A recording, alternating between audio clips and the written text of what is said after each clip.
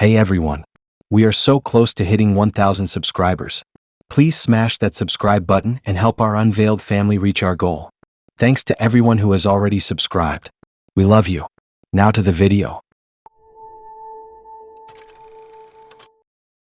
I didn't expect anything bad that night, which is probably why it still sticks to me like gum on a shoe. It was one of those evenings where nothing feels important enough to be careful about. I had just gotten out of a long week, my phone battery was low, and I was half dressed when I left my apartment. The place I was meeting her at wasn't fancy or romantic. It was an old themed diner stuck between a closed laundromat and a tattoo shop that never seemed open. The kind of place with booths that sag and lights that buzz quietly like flies. I picked it because it felt casual, safe, normal. That's what I needed it to be. I had met her online 2 days earlier. No long backstory, no deep connection. Just quick messages and dumb jokes and a mutual boredom that lined up at the right time. She seemed chill. She spelled things wrong sometimes and used too many emojis. I figured she was nervous or just young. Either way, it felt fine. I didn't tell anyone where I was going because I didn't think it mattered. It was just dinner. The diner smelled like old oil and burnt toast. The windows were foggy even though it wasn't cold outside, like the place couldn't decide what season it was. There were only 3 other tables taken, all spread far apart. The music was low and wrong for the room, something cheerful that didn't match the cracked vinyl seats or the way the ceiling tiles sagged like they were tired. The waiter looked like he had been there since forever. He didn't smile or frown. He just existed. She was already there when I walked in. Sitting in a booth near the back, legs crossed, phone face down on the table. She looked normal. Not movie scary or obviously off. Just a girl in a dark hoodie with messy hair and sneakers that looked new. She waved once quick, then stopped. I slid into the booth across from her and felt the seat dip more than it should have. The first part of the date was boring in the best way. Small talk about work, about dumb videos we had both read, about how the diner had probably been around longer than both of us. She laughed at the right moments but didn't smile much. Her eyes kept moving, not darting, just scanning. Like she was checking the walls, the corners, the exits. I noticed but didn't think much of it. Some people are just alert like that. We ordered food. I got fries and something fried I don't even remember. She ordered the same thing but asked for no sauce. When the waiter walked away, she leaned back and tapped the table with her fingers in a slow rhythm. Not nervous tapping. More like counting time. It made my skin itch a little but I ignored it. When the food came, she barely touched it. She pushed fries around, lined them up, broke one in half and set it aside. I ate because that's what you do when food is in front of you. The diner felt quieter then. Not silent, just like the sound had been turned down a notch. The other tables were empty now. I didn't remember them leaving. About halfway through, she asked about the bill. Not in a rude way. Just casual. She said she preferred splitting things. I said yes, sure, no problem. It felt like a normal adult moment. Something that meant the night was ending soon. Relief washed over me. Not because she was bad, just because first dates are work. That's when everything slid sideways. She reached into her hoodie pocket slowly, not dramatic, not rushed. At first I thought it was her phone or her wallet. Then metal caught the light. A small knife, plain handle, clean blade. She set it on the table between the salt shaker and my plate like it was just another utensil that belonged there. I froze. Not in a movie way. More like my body forgot how to pick a reaction. My brain tried to laugh it off, tried to convince me this was some joke I wasn't getting. But her face didn't change. No smile. No thrill. Just calm focus. She leaned forward slightly and moved the knife closer to the center of the table. Her eyes finally locked on mine. There was something steady there that scared me more than anger would have. I could tell she had thought this through. Not just tonight, but over and over. She made it clear without saying anything that the idea of splitting the bill wasn't about money. It was about something else. Something physical. Something final. Before I could move or stand or call out, I noticed the sound change again. The diner door made a heavy click. Not loud but solid. The kind of sound you feel in your chest. I looked past her and saw the waiter at the front, his hand still on the lock. He didn't look at us. He flipped the sign to closed and pulled the curtain halfway down. My heart started pounding so hard it felt like my ears were filling with blood. My hands were flat on the table, fingers spread, like I was trying to hold myself in place. I didn't know where to look. The knife. Her face. The empty booths. Every option felt wrong. She didn't rush. She didn't touch me. She just waited, letting the moment stretch until it felt thin and sharp. I realized then that this wasn't about attraction or rejection or money. I was just a body that had shown up. Someone who had sat in the right booth at the right time. I tried to stand and my knee hit the table. The knife rattled slightly and that tiny sound felt huge. She didn't react, but the waiter shifted his weight at the front like he was listening. I sat back down because standing felt like making a decision I couldn't undo. Time stopped acting normal. Seconds dragged. My thoughts looped uselessly. I wondered if anyone would come in. I wondered if my phone had service. I wondered how this place could exist without anyone noticing something was wrong. She finally moved, sliding the knife back toward herself and tucking it halfway into her sleeve. Not putting it away. Just hiding it enough to keep control. She gestured toward the aisle with her chin, slow and deliberate. She wanted me to move. To follow. To go somewhere not visible from the windows, even though the windows were fogged and useless. As I slid out of the booth, my legs shook so bad I thought I'd fall. The diner floor felt sticky like it hadn't been cleaned right. Every step sounded loud. The waiter watched now, his eyes flat and distant, like he was clocking out mentally. He didn't stop us. He didn't help. He just opened a door behind the counter that I hadn't noticed before. The hallway beyond was narrow and dim. Boxes stacked against the walls. A smell like damp cardboard and old cleaning chemicals. This wasn't part of the diner anyone was supposed to see. I knew that instinctively.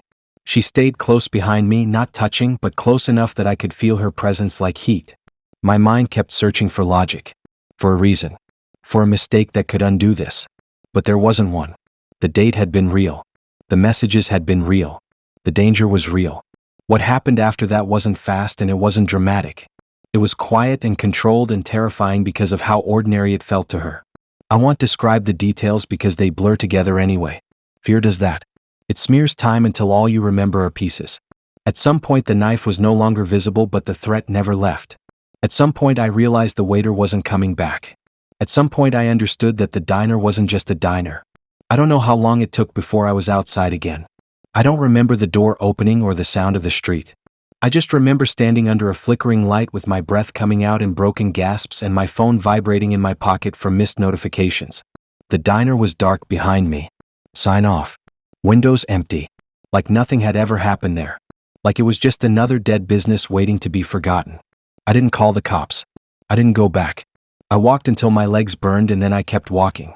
When I finally got home, I sat on my floor and stared at the wall until the sun came up. Sometimes I still think about that booth. About how easy it was to sit down. About how normal it all felt right up until it didn't. I knew something was off before I even left my place, like one of those days where everything feels slightly delayed, like the world is loading wrong. My phone alarm didn't go off, but I woke up anyway. My reflection looked unfamiliar, not scary, just off by a fraction. I almost canceled the date, but I didn't want to be that person. It was supposed to be simple. A quiet restaurant, early evening, nothing wild. Just food and small talk and then home. I met him online the week before. Nothing intense. He sent long messages that rambled and jumped topics, but I thought it was kind of funny. He remembered tiny details I didn't remember telling him, like the brand of shoes I liked or how I hated booths. I brushed that off as him scrolling back through messages. People do that. I even do that sometimes. The restaurant was in an old converted house near the edge of town. Not fancy, not trendy. It had a gravel parking lot and a porch with creaky boards and hanging lights that buzzed. Inside, it smelled like bread and old wood. The kind of place where the floor isn't level and the walls lean a little. It felt calm in a sleepy way. There was a host stand with a thick guest book laid open. Real paper, yellowed pages, names written in pen. No tablet, no beeping screens. I liked that. It felt grounded. The host was busy seating someone else, so I waited and flipped through the book without thinking much about it. Pages full of names, dates, little notes like anniversary or window seat. Nothing weird. He was already there, sitting at a small table near the back window. He stood when he saw me, smiling like this was a reunion. I remember thinking it was sweet. A little much, but sweet. He acted comfortable, like we were already mid-conversation. He commented on the weather like we had just been talking about it. I laughed and assumed nerves. We sat and ordered. Everything felt normal for about 10 minutes. Then he started acting like this wasn't the first time. He kept referencing things I didn't remember. Not vague stuff either. He mentioned a dish I supposedly hated and a joke I supposedly didn't like. I corrected him gently, thinking he was mixing me up with someone else. He didn't agree. He just smiled in that calm way and acted like I was forgetting. Like it was no big deal.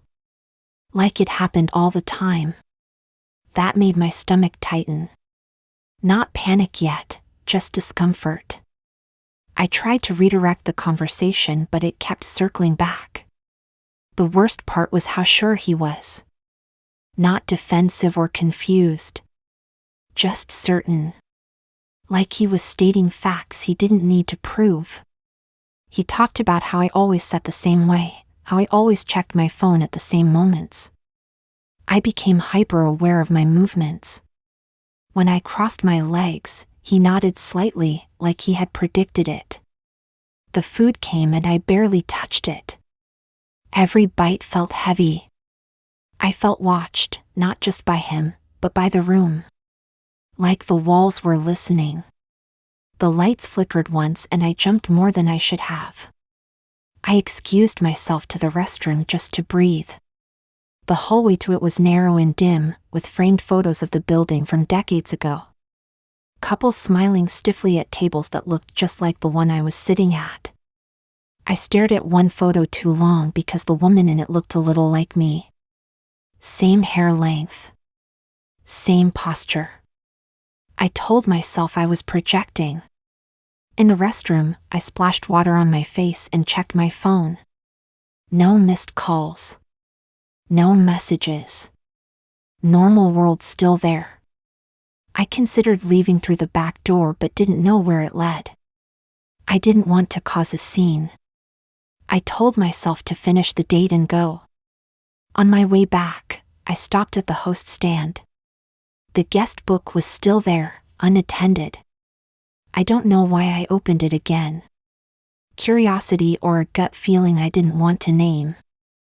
I flipped back a few pages, scanning the names. Then I saw mine. Same spelling. Same slightly messy handwriting I always use when I sign things quickly. My name was written in pen. Then crossed out. A thick line through it. I thought it was a coincidence until I saw it again. And again. 5 times total, each on a different page, each with a different date. All crossed out. My chest felt tight, like the air had turned thick. I flipped pages faster, my hands shaking now. The dates went back months. Always dinner time. Always the same table number scribbled in the margin. Always my name crossed out, sometimes neatly, sometimes violently, like the pen had dug into the paper. I closed the book too hard and the sound echoed. The host appeared from nowhere and asked if I needed help. I nodded without words and pointed at the book. My voice wouldn't come out right, so I shook my head and stepped away. I didn't want to explain something I didn't understand. When I got back to the table, he looked relieved. Like he had been waiting for me to return so something could continue. He commented on how I always took longer in the restroom. That did it. The discomfort snapped into fear. I didn't confront him directly. I couldn't. I felt like if I did, something worse would lock into place. Instead, I asked about the guest book in a casual way, like it didn't matter. He barely reacted.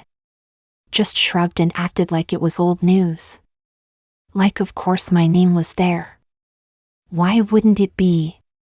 He leaned back and watched me carefully, like he was studying whether I remembered yet. That word kept looping in my head. Remembered what? I searched my own memories and found nothing. No dates here. No meals. No crossing out my own name. The rest of the restaurant had gone quiet. Not empty, just muted. Forks clinked softly. Low murmurs. Time felt stretched thin again. I noticed the same couple walking past our table twice, then a third time, always heading toward the kitchen. It felt like being stuck in a loop where only I knew something was wrong. I stood up abruptly, chair scraping loud against the floor. A few heads turned. He didn't move. He just watched, calm as ever. I grabbed my bag and headed for the door without looking back. My legs felt weak, but they moved. Outside, the air felt cold and sharp. I sucked it in like I had been underwater. I didn't run. I walked fast, keys clenched between my fingers. When I reached my car, I sat there with the door open, listening. Nothing followed me. I drove home in silence. No music. No phone calls. My hands stayed tight on the wheel. I kept checking the rearview mirror, half expecting his car to be there. It wasn't. At home, I checked my calendar. No past events at that restaurant. No notes. No reminders. My messages with him were still there, unchanged. No mention of past dates. Nothing. I didn't sleep much. Every time I closed my eyes, I saw my name crossed out again and again. Thick lines. Final lines. Like attempts that didn't work. The next day, I searched the restaurant online. No website. No reviews newer than a year. The address still existed, but when I drove by later that week, the house was dark. Windows boarded. Sign gone.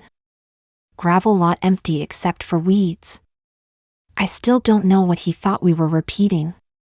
I don't know why my name was crossed out instead of circled or checked off.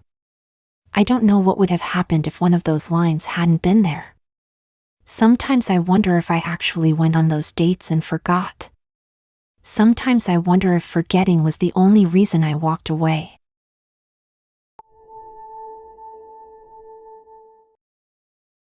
I didn't plan to end up anywhere that night. It started with boredom and ended with a feeling I still can't name without my stomach flipping. The kind of night where you're scrolling on your phone, half-dressed, telling yourself you're not even looking for anything, then suddenly you're outside and walking and acting like you had a plan the whole time. That's how it always gets you. Not with excitement. With nothing.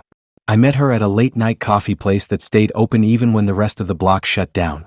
It used to be a bookstore years ago, so the shelves were still there, just empty like ribs. The lights were too white and the music sounded like it was coming from another room. She was sitting alone near the window, legs tucked under her, staring at her phone but not really scrolling. When she looked up at me, she smiled like she already knew what my face looked like from every angle. The date itself wasn't bad. That's the messed up part. It was easy. She laughed at the dumb stuff. She didn't overdo anything. She didn't ask heavy questions or trauma dump or act like we were meant to be anything. She talked about art classes she never finished and a job she hated but couldn't quit yet. I talked about nothing important. It felt like two people killing time the same way. I noticed little things but ignored them. How she kept adjusting her bag on the floor like she needed it positioned just right. How she glanced behind me every few minutes, not scared, just checking. How she remembered what I ordered even though I hadn't told her yet. I figured I was reading into it because I was tired. When the place started closing down, she suggested going somewhere quieter. Her place was close, she said, just a walk. I should have said no. Not because of danger, just because it was late and I didn't owe anyone anything. But I went anyway. That's the part that still bugs me. Nothing forced me. Her apartment building was old but clean, the kind with narrow stairs and chipped paint on the railings. No elevator. The hallway smelled like laundry soap and dust. She walked ahead of me, keys already out, not fumbling. Like she had done this exact walk a lot. Inside, the place was dim but warm. Lamps instead of overhead lights. Soft yellow glow that made everything feel slower. The furniture was mismatched but intentional. Nothing random. Everything placed like it mattered. I remember thinking it felt lived in without feeling personal, which is hard to pull off. I kicked my shoes off and stepped further in, still talking about nothing. Then I looked up. Every wall in the living room was covered in framed photos. Not art. Not landscapes. Photos of me. Not old photos. Not social media stuff. Photos from that night. My brain refused it at first. Tried to make it into a joke. Maybe someone who looked like me. Maybe a trick of the light. But the jacket I was wearing was there. The scuffed toe of my shoe. The exact way I stand when I lean on one leg without realizing it. There was one of me outside the coffee place, laughing, head tilted back. One of me walking, caught mid-step. One from across the street, zoomed in enough that I could see the crease between my eyebrows. One of me standing at her door just minutes earlier, hand raised like I was about to knock even though she had already unlocked it. They were all framed. Different sizes. Different angles. Some candid, some clearly intentional. All taken that same night. I didn't move. My body locked up like it was waiting for instructions that never came. I felt like I had walked into a room that wasn't meant to be seen yet. Like I was early for something bad. I turned slowly, scanning the rest of the space. More photos in the hallway. The kitchen. Even the bathroom door had one taped to it, a blurry shot of me reflected in a window I didn't remember passing. She stood near the couch watching me. Not smiling. Not threatening. Just watching like this was the moment she had been waiting for. Like my reaction was part of the setup. I couldn't speak. My mouth opened and closed but nothing came out. My ears were buzzing so loud I almost missed the sound of the door clicking shut behind me. I didn't see her close it. I just heard it. My thoughts went everywhere at once. How did she get these? When did she start? How long had she been watching? Was anyone else involved? Was I already too late? I looked closer at one frame near the window. The photo showed me standing at the counter ordering, head down, phone in my hand. The timestamp in the corner was from earlier that evening. Minutes before I noticed her for the first time. Which meant she was there before I was aware of her. Watching me walk in. Choosing me. Another photo showed me from behind, walking down the street. The angle was low, like she had crouched or held the camera near her leg. Another was from across the road, partially blocked by a parked car. She had moved around me without me ever noticing. I felt stupid. Exposed. Like my whole night had been staged and I was the only one who didn't get the script. I backed away slowly until I felt the wall behind me. My heart was slamming so hard it hurt. I didn't know what to do. Running felt impossible. Fighting felt worse. I didn't even know what I was scared of exactly. Not pain. Not yelling. Just the idea that she had already decided something about me that I didn't get to vote on. She stepped closer, still calm, still quiet. I couldn't tell if she was proud or nervous or just focused. Her eyes kept flicking to the photos and back to me like she was checking alignment, making sure everything matched. I noticed then that none of the photos were crooked. None overlapping. All hung at the same height. Measured. Planned. This wasn't impulsive. This wasn't obsession that spun out of control. This was organized. I edged toward the door without breaking eye contact. My hand brushed the handle and she stiffened, not angry, just alert. Like she had expected that move. Like she had planned for it too. The lock was old and stiff. It didn't turn right away. That tiny delay felt like a lifetime. My pulse was in my throat. The buzzing in my ears got louder. Behind me, the apartment was silent. No ticking clock. No outside noise. It felt sealed off from the rest of the world. Like stepping inside had taken me somewhere else entirely. I finally got the lock to turn and yanked the door open. The hallway outside looked unreal, like a set piece. Too empty. Too still. I didn't wait to see if she followed. I bolted down the stairs, taking them two at a time, nearly tripping. I didn't stop running until I hit the street. I didn't look back at the building. I didn't want to know if a camera lens was already pointed at me from a window. I walked for hours. Phone dead. Hands shaking. Every reflection made me jump. Every shadow felt watched. I kept picturing those frames. The care. The patience. The way my face looked when I didn't know I was being seen. Days later, I checked my phone history. I tried to trace when she could have started following me. There was nothing obvious. No repeated locations. No mutual places. Nothing that explained how she knew my routine that well. I still think about how she must have left before me to get those shots. How she timed it. How she knew where I would pause, where I would look down, when I would smile. That means she was studying me in real time. Predicting me. I don't go to that coffee place anymore. I don't take the same routes. I avoid windows at night. Sometimes I catch myself wondering if she added one last photo to the wall. The back of me running away. Blurred. Off-center. Unfinished.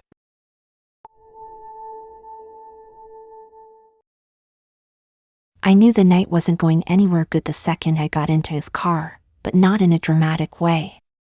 More like that quiet gut drop you get when you realize you forgot something important and you're already too far to turn back. My phone was at 20%, my jacket smelled like fryer oil from the bar, and the streetlights were flickering like they were tired. Nothing screamed danger. Everything just felt slightly wrong, like a song playing at the wrong speed. The date itself had been fine. Not amazing, not terrible. We met at a rooftop bar above a closed furniture store, the kind of place with plastic plants and sticky tables. He was nice enough.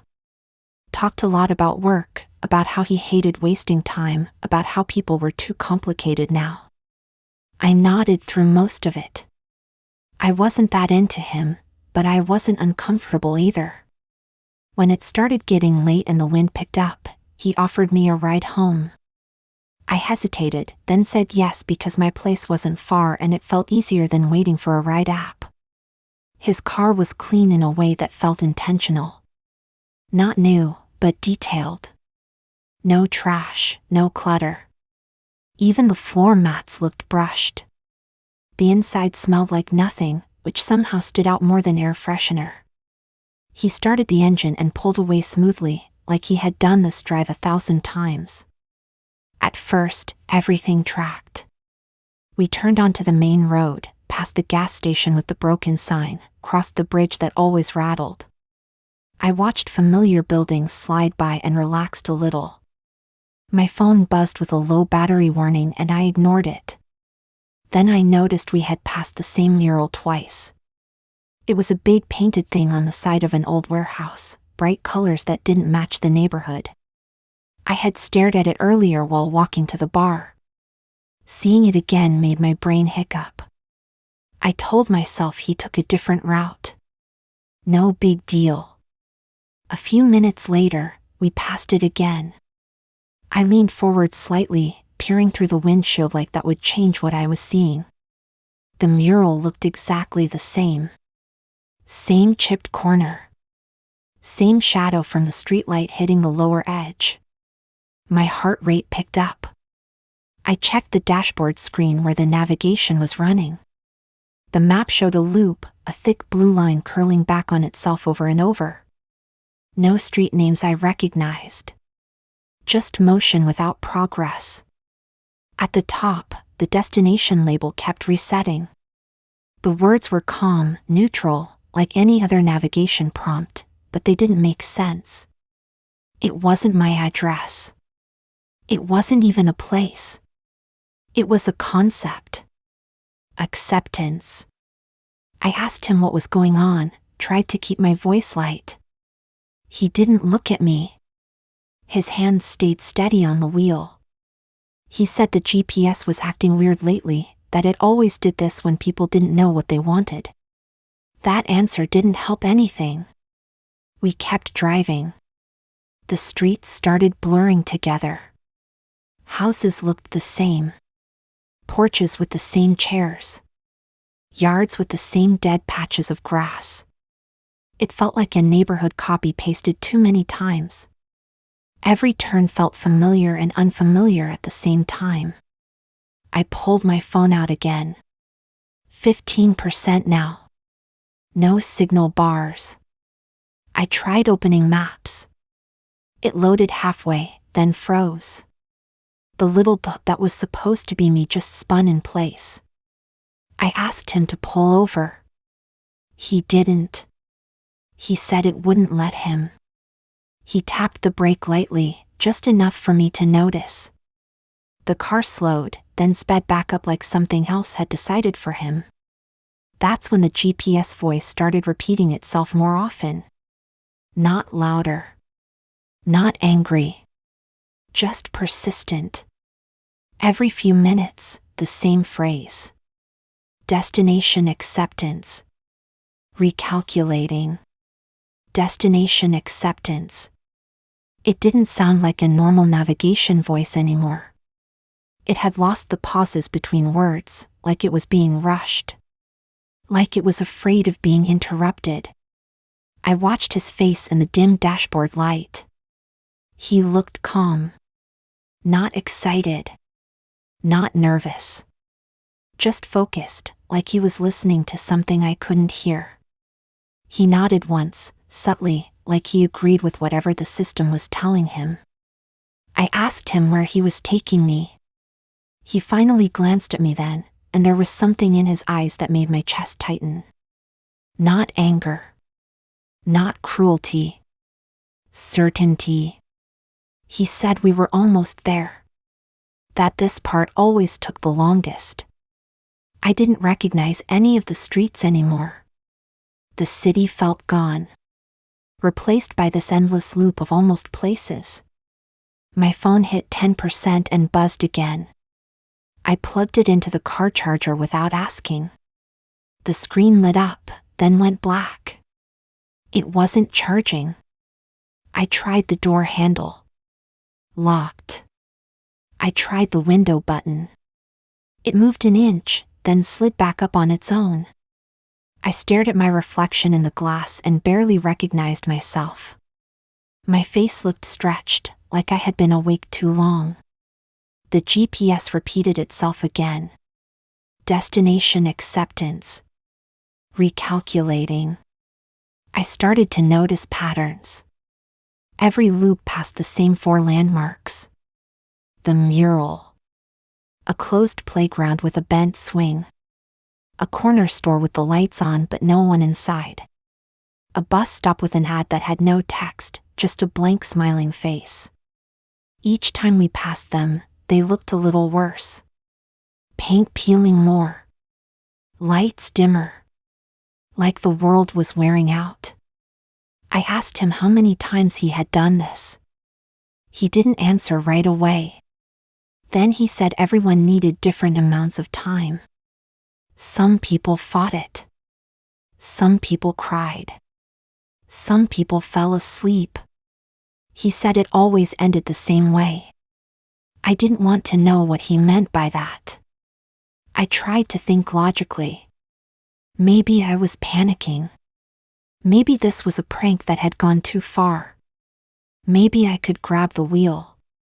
I waited for a straight stretch and lunged. My hands barely touched it before his tightened, stronger than I expected. The car swerved slightly, then corrected itself, like it was offended by the attempt. The GPS repeated itself again, faster this time. Destination acceptance. My phone died completely. The screen went dark and didn't come back. I felt cut off, like the last thread to the real world had snapped. The air inside the car started to feel heavy. Warm. I cracked the window again and this time it stayed open an inch. The outside air smelled wrong. Stale, like it had been trapped somewhere. I noticed then that the fuel gauge hadn't moved. We had been driving for what felt like hours, but the needle stayed full. The clock on the dashboard blinked the same time over and over, resetting every few minutes. I asked him what acceptance meant to him. He smiled a little at that. He said it meant not fighting the route. It meant understanding that some destinations weren't places. They were states. He said once you got there, the driving stopped feeling so bad. We passed the mural again. This time, the painted faces were gone. Just blank color. No features. My chest hurt. My hands were numb. I felt like I was fading, like my reactions were slowing down to match the loop. The GPS voice softened, almost encouraging. Destination acceptance. Arriving soon. I don't know what would have happened if I had stayed. I don't know what arriving looked like. I just know that at the next turn, when he slowed slightly to make the loop again, I forced the door handle down with everything I had. The lock clicked. Maybe the system glitched. Maybe it allowed it. I fell out onto the street, rolling hard. Skin scraped. Breath knocked out of me. The car kept going, tires humming, already fading into another loop. I lay there for a long time, staring at the dark sky.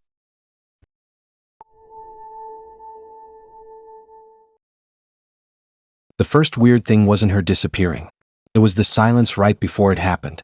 The kind where the noise in a place drops all at once like someone turned a knob you didn't know existed. I noticed it before my brain knew why. The cafe had been loud, chairs scraping, espresso machines screaming, people talking over each other. Then suddenly it felt padded, like cotton shoved in my ears. I remember thinking the moment felt stretched, like something was about to buffer. We were sitting at a small round table near the middle, not tucked away, not hidden. That mattered later. It was a daytime date, early afternoon, the safest kind you can pick without admitting you're trying to be careful. Sunlight poured through the front windows and bounced off the floor. Everything was visible. Everything felt normal. I had met her through a mutual friend, not even online. She was someone who already existed in the real world, which made me relax more than I should have. We had talked for maybe a week. Nothing deep. Memes, complaints, dumb observations. She had this way of listening that made you feel like you weren't wasting words. That alone felt rare. She showed up on time. Smiled like she meant it. Sat down across from me and leaned in like we were already comfortable. She kept her phone face down the entire time, which I noticed because I always have mine nearby. I liked that about her. It felt present. We were mid-conversation about something unimportant. I can't even remember what. Something about a job interview she had read about. I was nodding, half smiling when she stopped talking. Not paused. Stopped. Like a switch flipped. I looked up, ready to ask what was wrong, and the chair across from me was empty. Not pushed back. Not angled away. Just empty. Tucked in neatly like no one had ever sat there. My brain rejected it. I scanned the space around the table, expecting to see her standing nearby or heading to the counter. Nothing. The people at the surrounding tables were still there, still doing their own thing, completely unaffected. No one looked confused. No one reacted. I leaned forward and looked under the table, expecting to see legs, a bag, something. Just shadows and scuffed tile. I sat back, heart ticking faster now, and checked my phone. No new notifications. No missed calls. Nothing. That's when the silence fully hit me. Not actual silence, but the feeling of being removed from the room even though I was still in it. The cafe sounds felt distant, like they were coming from another floor. My phone buzzed in my hand. A live video notification popped up. No contact name. Just a preview frame. The angle was low. Way too low. The camera was pointed forward, barely inches off the ground. I didn't understand what I was seeing at first. The image shook slightly, like whoever was holding the phone was moving in short, uneven motions. Then I recognized the underside of my table. The metal legs. The scratch on the left support that looked like a lightning bolt. My foot planted wrong because I always sit like that when I'm nervous. And then her. She was on the floor, crawling toward me. Not fast. Not frantic. Slow and deliberate, like she had all the time in the world. Her face was tilted upward just enough for the camera to catch one eye at a time as she moved. She wasn't smiling. She wasn't angry. She looked focused, like she was trying not to bump into anything. My hands went numb. I didn't scream. I didn't drop the phone. I couldn't move. My brain locked onto the video like it was the only real thing left. I looked up from the screen to the space across from me. Still empty. I looked back down. She was closer now. I could see the fibers in the carpet stuck to her sleeve.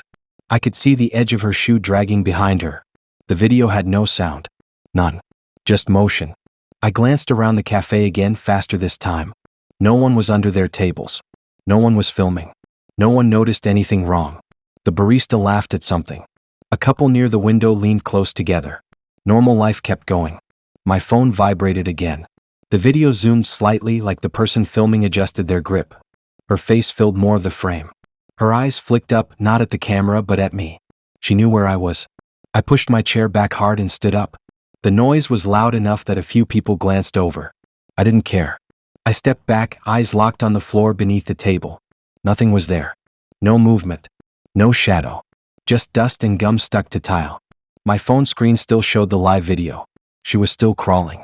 Still approaching. But the angle had shifted. It was no longer directly under my table. It was like she had moved into a space that didn't match the real world. I backed away further, bumping into another chair. My chest felt tight, like I couldn't get a full breath. I kept looking between the screen and the floor, trying to make them line up. They wouldn't. The video showed her reaching the edge of the table. Her hand extended, fingers curling around nothing. Then the camera tilted up slightly, giving me a view of the underside of my chair. I dropped the phone. It landed face up. The video kept playing. I couldn't look down. I knew if I did, I'd see her hand reaching out of the screen or something equally impossible. Instead, I bolted for the door, pushing past a couple who looked annoyed more than concerned. Outside, the air felt sharp and real. I sucked it in like I had been underwater. My hands shook so bad I had to sit on the curb. I picked up my phone with trembling fingers. The screen was black. No video. No notification. No record of anything incoming. I checked my messages. Nothing from her. I checked my call log. Empty. I checked my gallery. No video saved. I went back inside after a minute, heart still racing but needing proof that I wasn't losing it. The cafe looked the same. Same tables. Same people.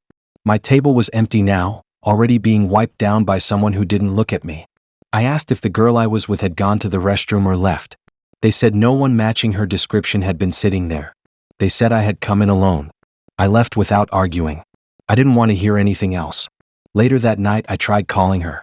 Straight to voicemail. Her profile picture was gone. Her account still existed, but every photo was missing. Just blank circles where images should have been. I barely slept. Every time I closed my eyes, I pictured the angle of that video. The way the world looked from the floor. The way she moved like she belonged there. The next morning, I checked my phone again. One new file sat in my downloads folder. A name. No timestamp. I didn't open it. Sometimes when I sit at a table now, I feel like something is happening below me that I can't see. Like there's another layer to the room that I don't belong to. I keep my feet tucked back. I don't let my phone hang over the edge. And every once in a while, my phone vibrates for no reason at all. No alert. No screen change. Just a buzz in my hand that feels like a reminder.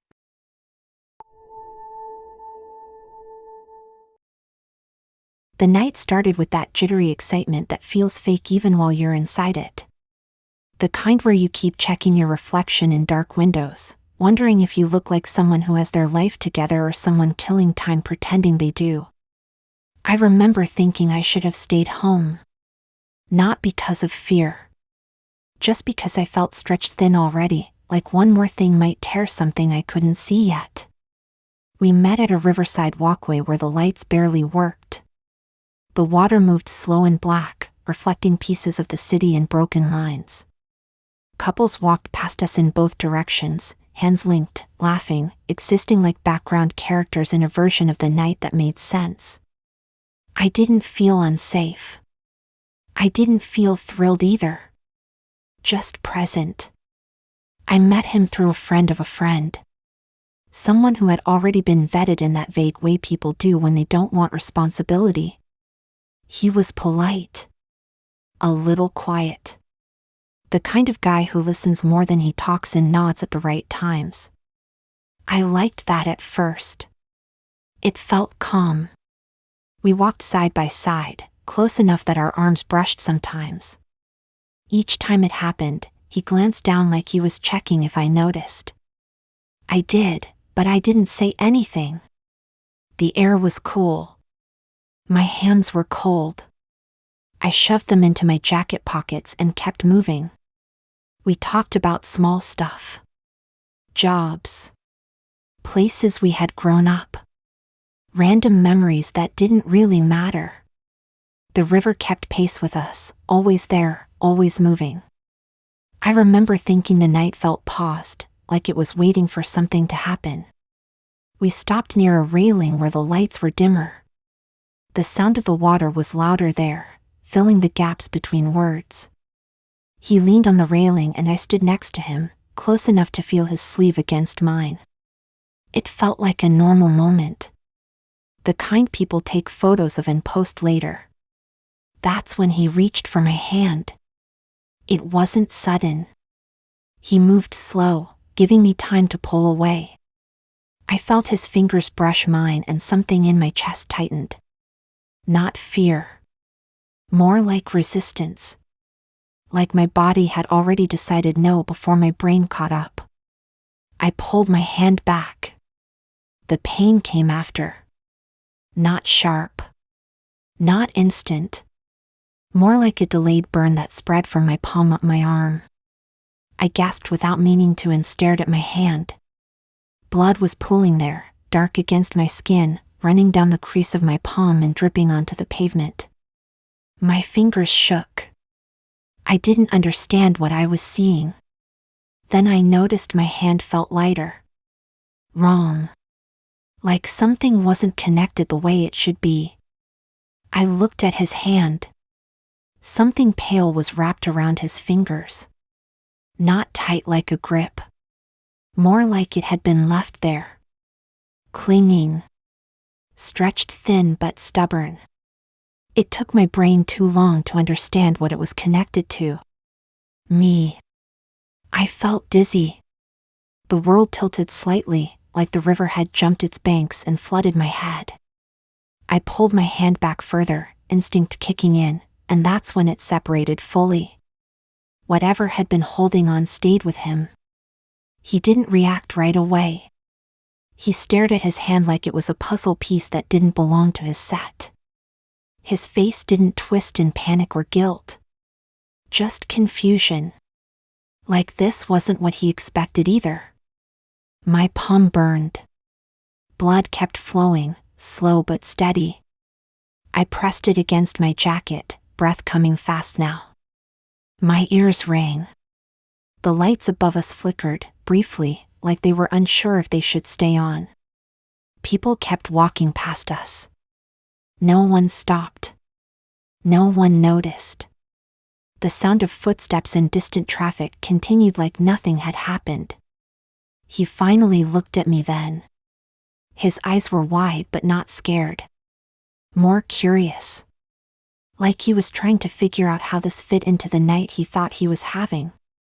He didn't drop what he was holding. That detail stays with me more than anything else. The way his fingers stayed slightly curled, like his hand had decided on its own to keep going. I took a step back. Then another. My legs felt weak, but they moved. I kept pressure on my palm, trying to slow the bleeding. My jacket soaked through fast. I told him to drop it without words, just shaking my head hard, eyes locked on his hand. He hesitated. I could see the moment stretch, like a choice forming and dissolving. He didn't drop it. Instead, he took a step toward me. That snapped something in me. Survival maybe. Instinct. I turned and ran. I didn't look back. I didn't know where I was going. I just ran along the walkway, past couples and groups and lone people staring at their phones. My shoes slipped on damp pavement. My breath burned my chest. I ducked into a parking lot and crouched behind a car, hands shaking so bad I could barely keep pressure on my palm. Blood dripped onto the ground, dark spots spreading. I stayed there until my breathing slowed and the world stopped spinning. When I finally looked at my hand again, the bleeding had slowed. The wound looked wrong. Not deep, but wide. Like something had been peeled rather than cut. My fingers still moved. I flexed them carefully, afraid of what I'd feel. Pain flared, but everything responded. I wrapped my hand in my jacket sleeve and made my way to the street. I flagged down a car and got help. The hospital was bright and loud and smelled like cleaning chemicals. They asked questions. I gave half answers. I didn't tell them everything. I didn't know how. They cleaned my hand and wrapped it. Told me it would heal. That I was lucky. That word felt wrong, but I nodded anyway. Later, alone in my apartment, I sat on my couch and stared at my wrapped hand for hours. My phone buzzed with messages I didn't open. My jacket lay in the corner, stiff with dried blood. I kept seeing his hand in my mind. The way it held on. The way it didn't want to let go. A few days later, he messaged me. Not asking if I was okay. Not apologizing. Just a photo. His hand. The skin that had been attached to me was gone, but the outline remained. A pale shape where something had been, like a shadow that refused to fade. His fingers were still slightly curled in the picture. I blocked him without responding. My hand healed slowly. The skin never felt the same. Sometimes it tightens for no reason. Sometimes it feels like it's being pulled, gently, like something is testing the connection. I don't let people hold my hand anymore. Not because of fear. Because my body remembers something my brain wants to forget.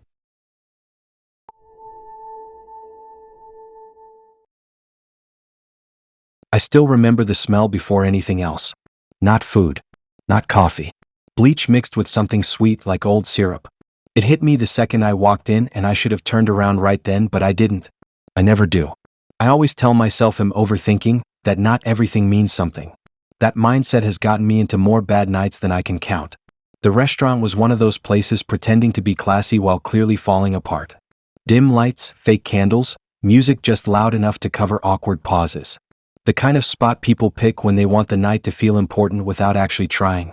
I chose it because it was close to my place and had good reviews from people who cared too much about presentation.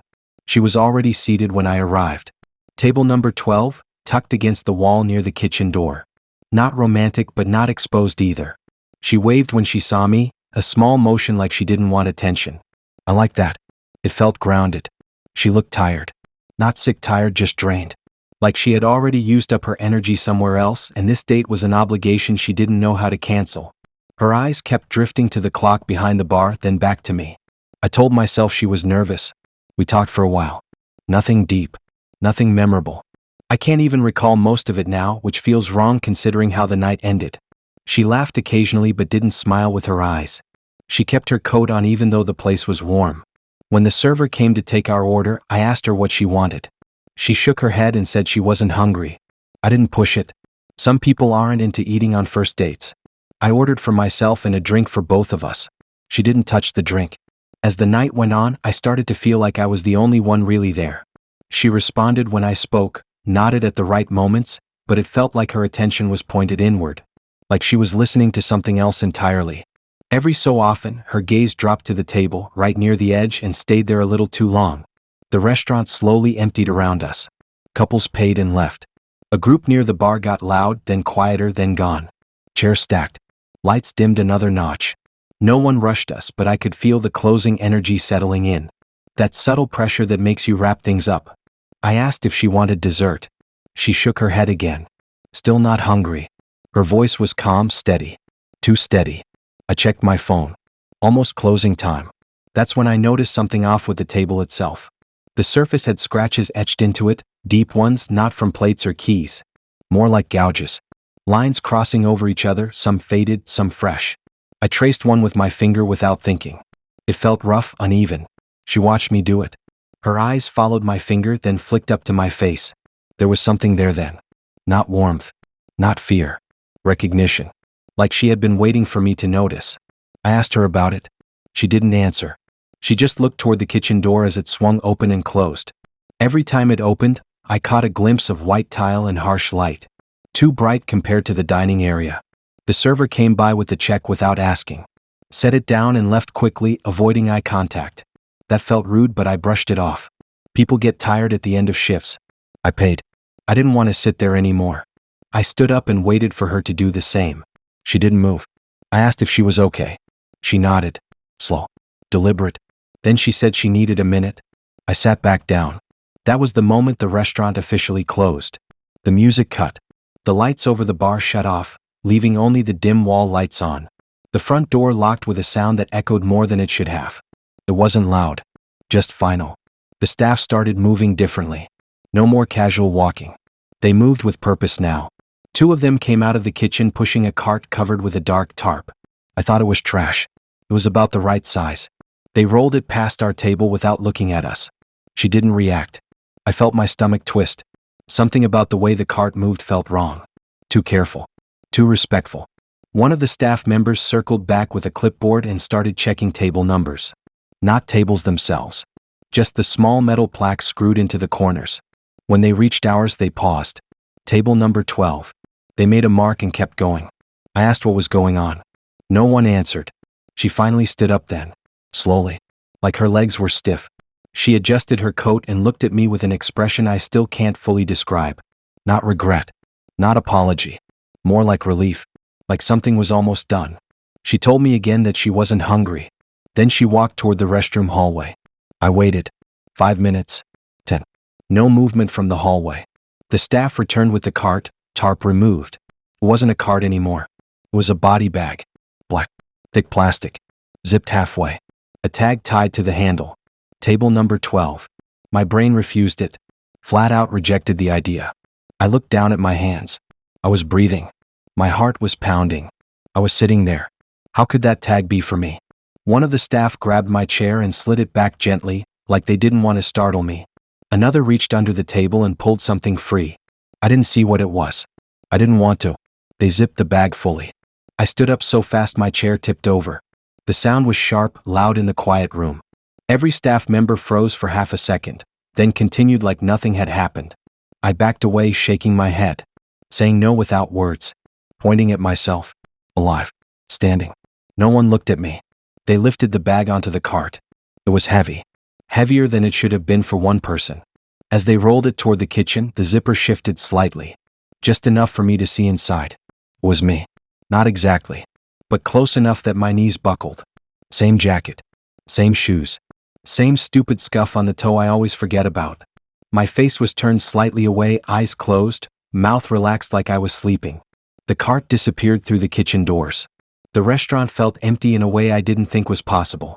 Not just empty of people, empty of time. Like I had stepped into a pause between moments.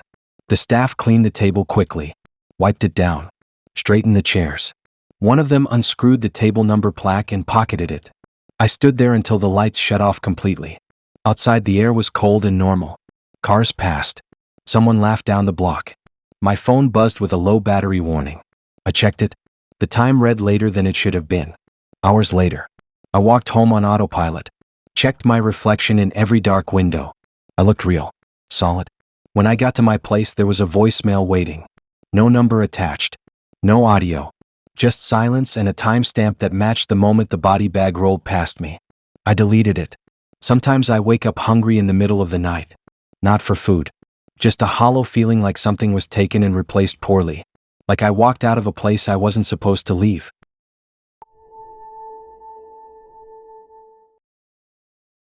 The part that messes with me isn't the chase. It's the moment right before. That tiny slice of time where the night still felt finished and safe and already filed away in my head as something normal.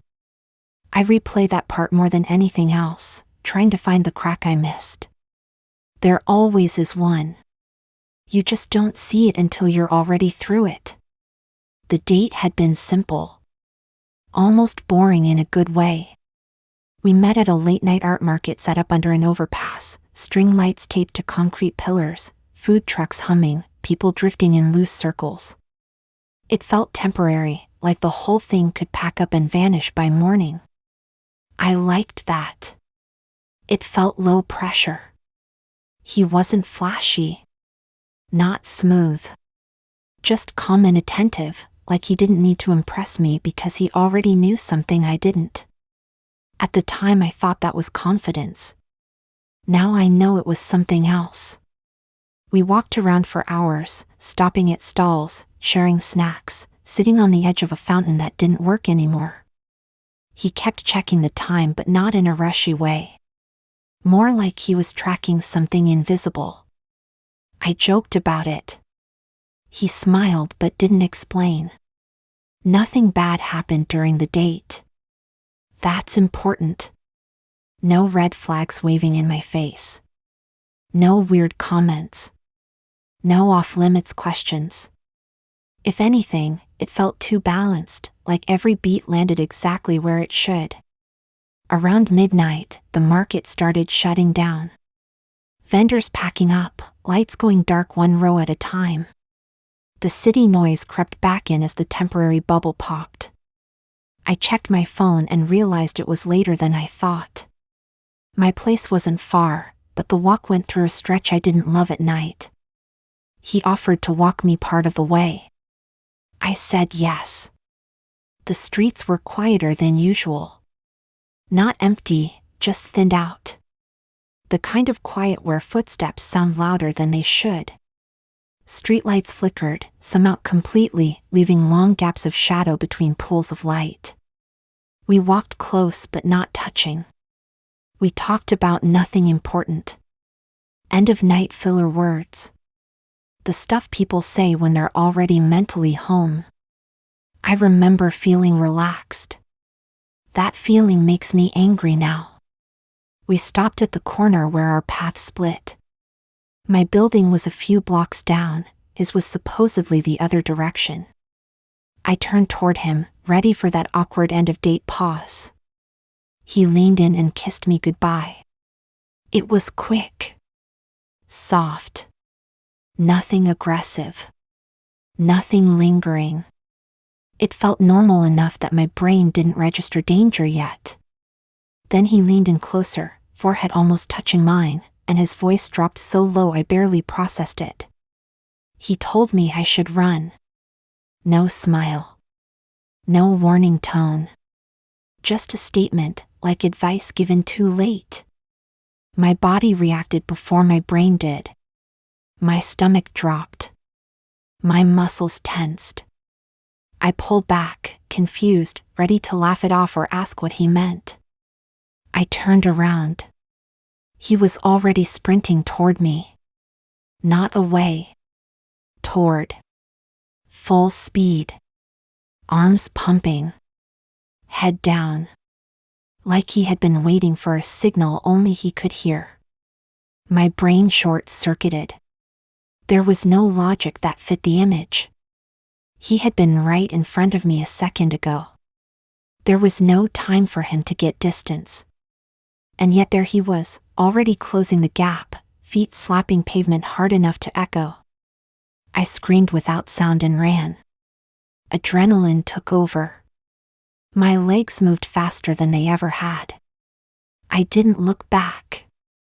I couldn't. The sound of his footsteps chased me, matching mine, sometimes closer, sometimes fading just enough to give me hope. I ran past parked cars, dumpsters, closed storefronts with metal gates pulled down. My breath burned my chest. My vision narrowed. The world turned into a tunnel of light and shadow and fear. I cut down a side street I knew well, one I had walked 100 times. My building was at the end. I could see the dark outline of it ahead, felt relief spike through me so hard it almost knocked me over. Then I heard him laugh. Not loud. Not manic. Just a short burst, like he was enjoying a game going exactly as planned. That sound broke something in me. Fear sharpened into clarity. I realized this wasn't about catching me fast. It was about chasing me right.